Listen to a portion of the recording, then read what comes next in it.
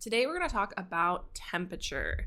We're going to define exactly what temperature is and look at some examples to help us better understand it.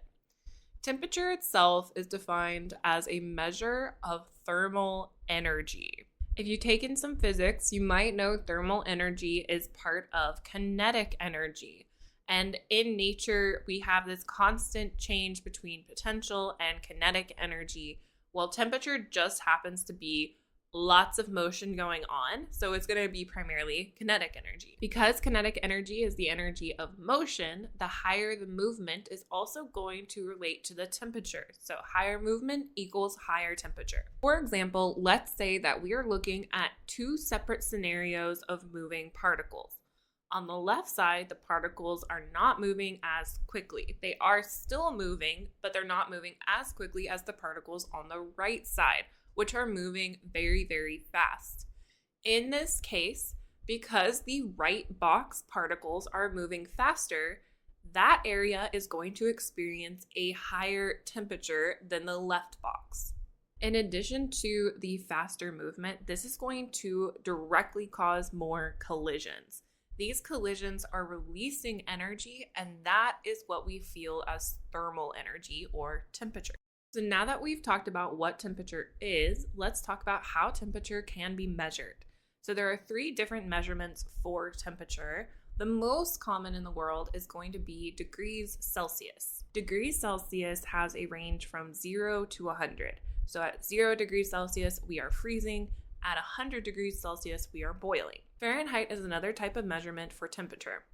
For Fahrenheit, this is used in some countries. Primarily, we think of the US as using Fahrenheit.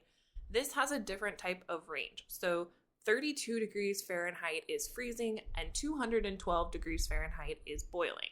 Our last way to measure temperature is through the Kelvin unit. Kelvin is our SI unit. We don't use Kelvin to relate to temperature or degrees outside necessarily. We use Kelvin for more scientific experiments. Another way that we can look at thermal energy or temperature is using the states of matter.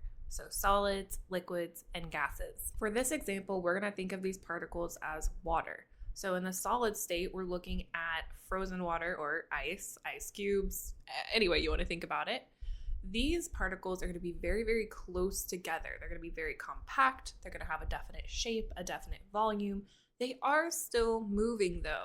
So we are not at a completely docile state or a completely at rest state. They are still moving. They're just moving very slowly because they are in the solid state. In the liquid state, we're going to see these particles moving around a little bit more, and this is due to the increase in temperature. At our gas state, we see these particles moving around a lot, and this is going to lead to more collisions, which is going to raise the temperature. So overall, if we're putting this idea into a statement, we could say as matter heats up, particle movement increases, which can lead to a change in state.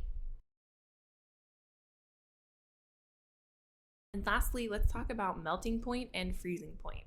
So for degrees Celsius, our melting point and freezing point is actually going to be the same at 0 degrees Celsius. For Fahrenheit, this is going to be 32 degrees Fahrenheit for both of them. So how can these be the same? How can we have a melting point and a freezing point being the exact same number? Well, I like to use the example of the door. So imagine this door is yours. This is going to your house, your apartment, wherever you live. Inside this door is your home. This is where you hang out, you sleep, all of that good stuff. So a lot of the times, the conditions are you need to be inside your house to do those things. You need to eat, shower, sleep. But you also have a life outside of your house, right? You have school, you have work, you have whatever it is. You need to go get food at the grocery store.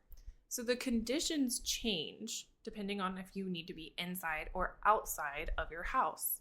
This is how temperature works as well.